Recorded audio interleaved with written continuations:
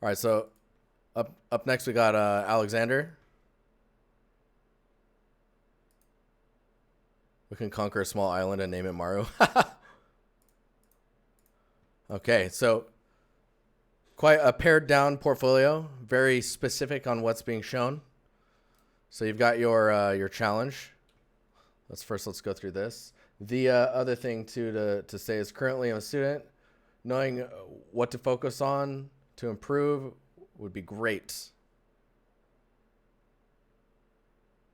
So looking at this scene, yeah.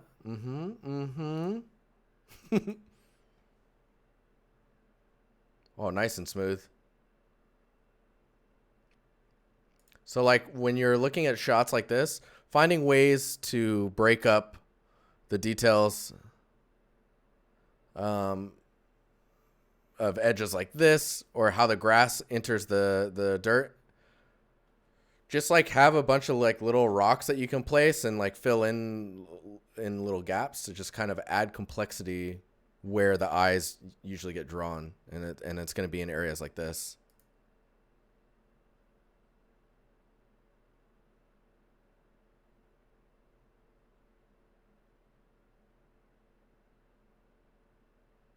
So the other thing, I say this a lot with a lot of videos. I say this a lot with all the videos. It's late, guys. Sorry.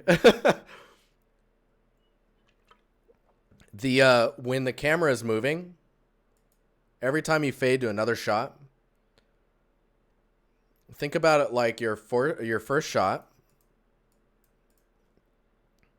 See how your first shot starts moving? That's fine. Think about compositionally how the camera is moving in with how the viewer's eyes perceive things. So if you're moving forward like this, when you switch to another shot, the speed at which that camera is moving feels more natural if it's maintained at that speed and the direction isn't jarring to the eyes. What's up, 3D Ant? How you doing? Are you a three-dimensional ant? It's nice to meet you. Hopefully that makes sense. Now, with that said, I think maybe if I draw it, that might make more sense. So like if your camera is moving like this, right? Wow, that's way too.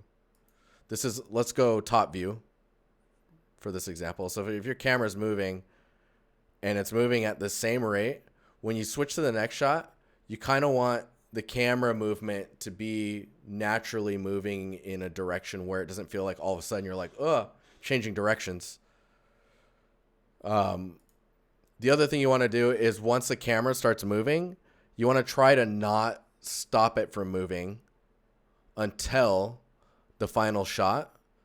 And in that case, you either stop there or you fade to black while it's still moving at the same rate. It's just going to feel much more natural.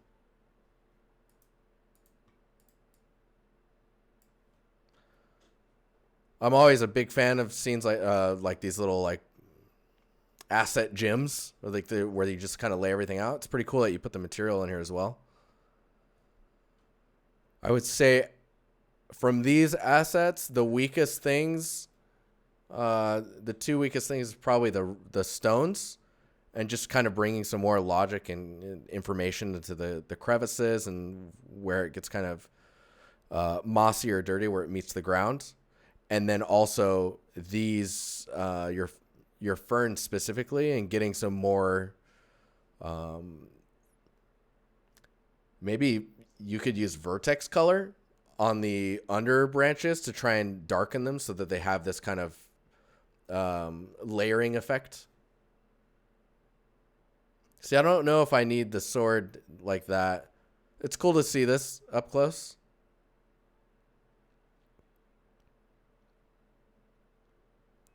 Also, another thing to keep in mind is you see how this side is open, but this is closed, and this piece is like this own single. Adding capping these is going to make these more useful for say these are added to a library and you're building a game where you have like 10 artists that are all like environment artists. Hey, Respio, thanks, man. 3-year hype, it's coming. It's coming. capping these is going to make them more useful from different angles, right? So other artists can grab these, turn it upside down, flip it backwards, stick it into a wall, and just it's going to work. It's going to be more robust for them.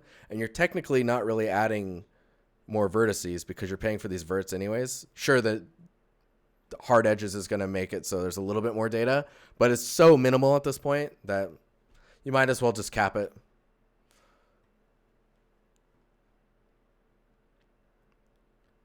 This material also is very clean. I guess this is supposed to be stone as well, right? Getting some like grunginess in the crevices and kind of like that dirty feel. Aged. And this gold element, getting those in a few other places, maybe here and anywhere else where it might be interesting. Maybe the top of the helmet on the top here.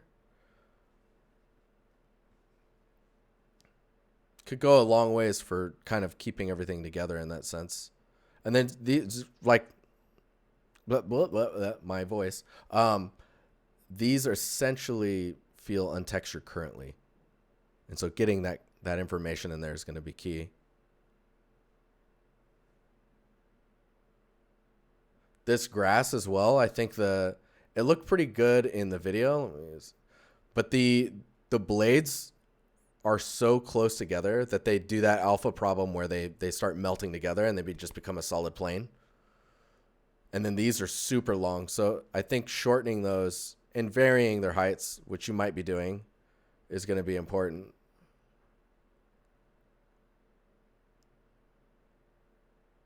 Wait a minute. Are there two statues?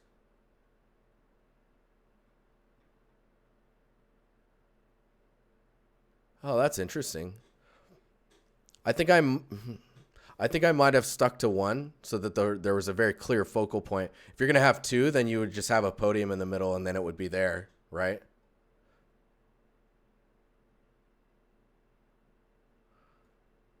So if you think about, like, you'd have two statues and maybe they're both kneeling to the blade in the middle.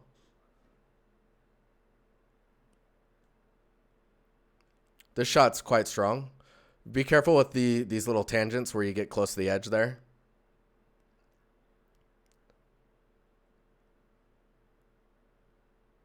But yeah, I'd be hesitant to have two unless you're going for more of a central position for the blade. This is also super bright. I mean, I guess you're trying to simulate that exposure, right? Where you're inside in a dark space. You want to be really careful about this type of blowout. Later, Wolf. Thanks for hanging out.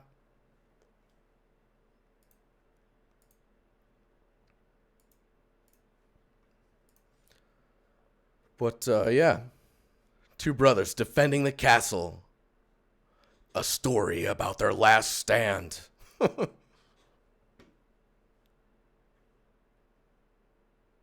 Yeah, it's just very, very bright.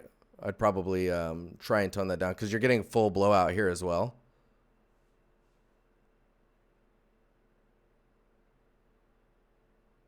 And like I was saying with the little like crevices and details inside of here, really pushing that where like currently you're seeing the moss kind of on the top. That moss is going to attract moisture, right? And then when that moisture builds up and then it's too much, it'll drip. So you'll get like all this like kind of gunky dripping action.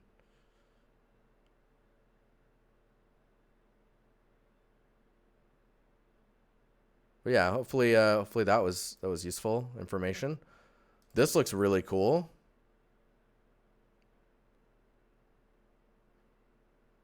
This is cool.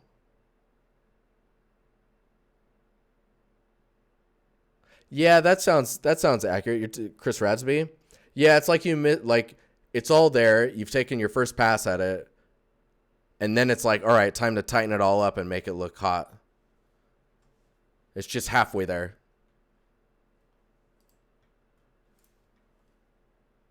Let's copy this and paste this over here. Okay, so if you look at this image, some pretty crazy lens flares. It's very bright. Um, you might want to, like, you basically have no dark range in here.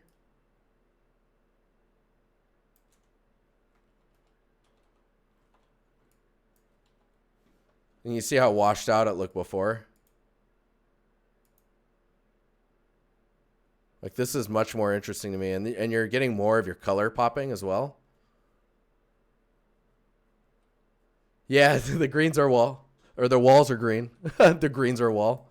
Dude, I'm getting tired. I can feel it now. I guess I need a... What is this, a battery?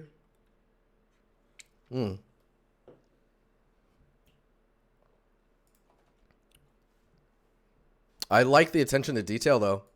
There's tons of, like, little storytelling stuff going on here.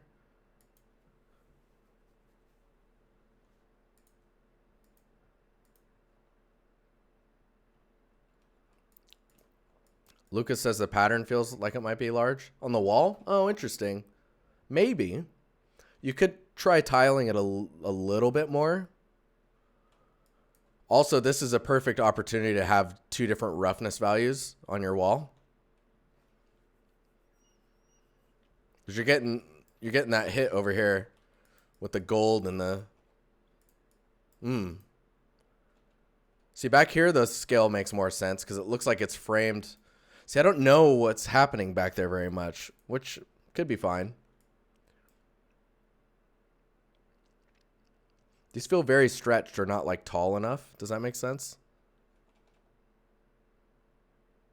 Yeah, design-wise, it's really cool, though. It's a Mobius Life. Thank you for the follow, man.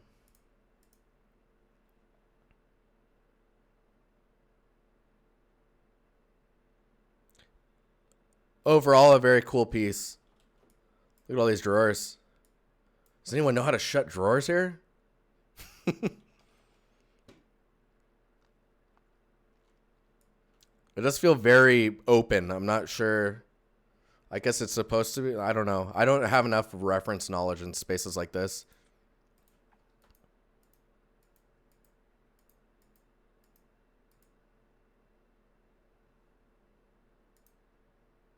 Elarom, what's up, man? Yeah, we have tons of weapons artists in the Discord.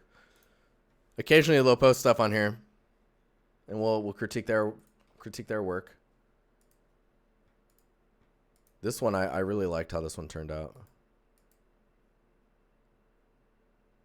I think that maybe because of the speed of the rotation of this, it feels like it's artificial. Like, how am I rotating the camera this quickly? Look at those wires, though.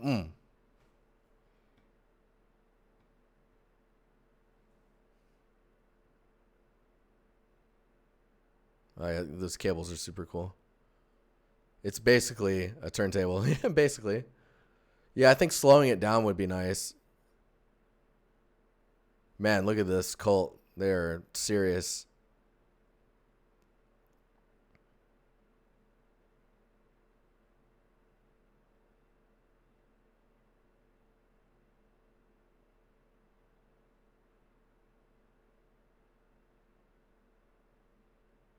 See, inside this camera angle, I don't know if you need this. Because it's like seeing it from the outside like this is really helpful. Whereas this one kind of breaks a lot of the illusions. Oh, this surface is really interesting. But like from out here, it's compositionally much stronger. I think if these lights on the floor kind of casted outwards and had a fall off to them, that could look pretty cool. Because then it could silhouette the characters just a little bit more. And then the ones above the wall, like on the ceiling, either casting out this way or casting down. Not too much, but just enough to... I wonder if there's a way to...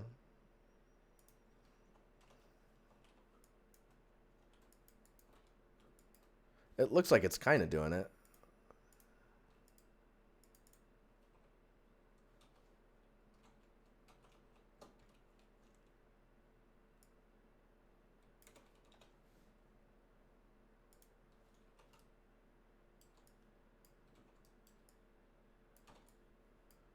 It's like really small amount.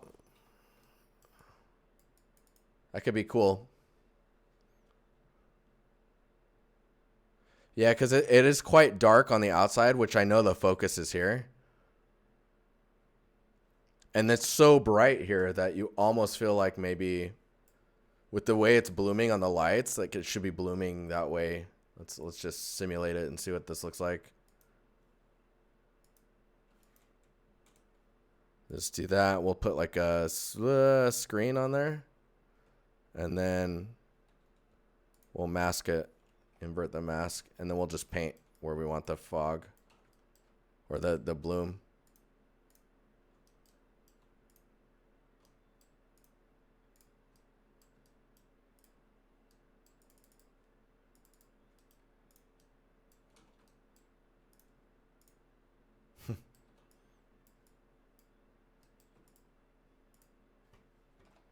And then lower it and then just kind of.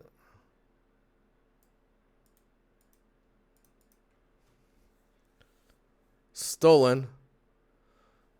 You haven't seen that trick before? That's old school stuff.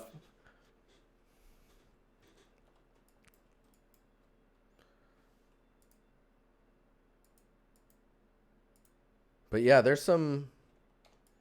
What's going on back here?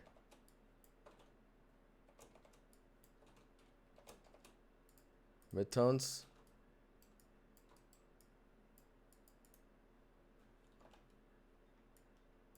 Yeah, see, I think if that information popped out just a little bit more, it's kind of interesting.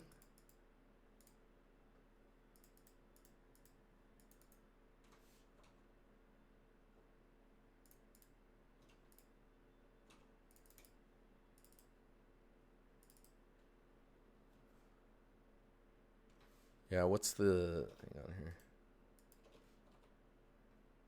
Let's just paste this on top here.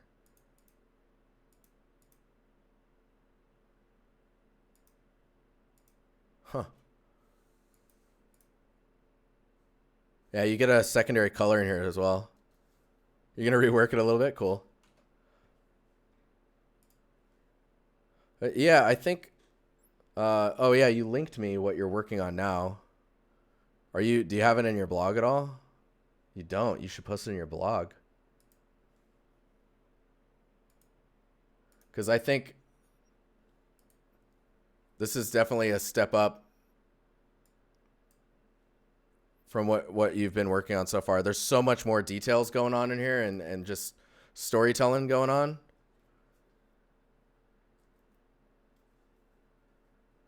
Bronze, we'll be doing it after. That'll all be gone by the time we do the next meetup. We're going to wait. Olamid, have a good night, man. So this looks pretty cool. It's now at that point where you're doing that last 10%, in my opinion. Those final details. Oh yeah, you need to maybe, is this not done yet? If it is, it needs more geo. Do it now.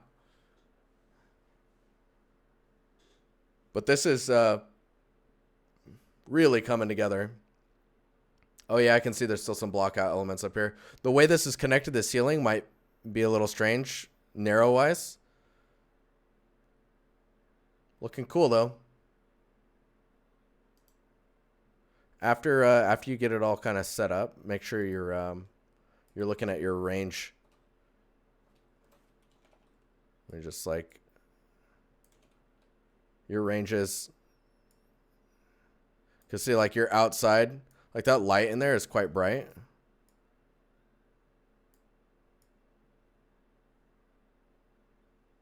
The light almost feels like it's quite low, which is it probably is. So this wall right here should almost be blowing out.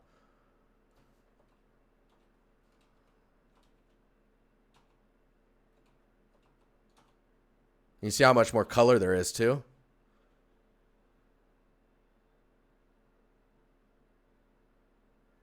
You're curious which ones I had spot? I mean, whatever this is here. Looking cool though. I wouldn't worry about that light anymore. It actually feels pretty good once you balance all the rest of the lighting in the scene.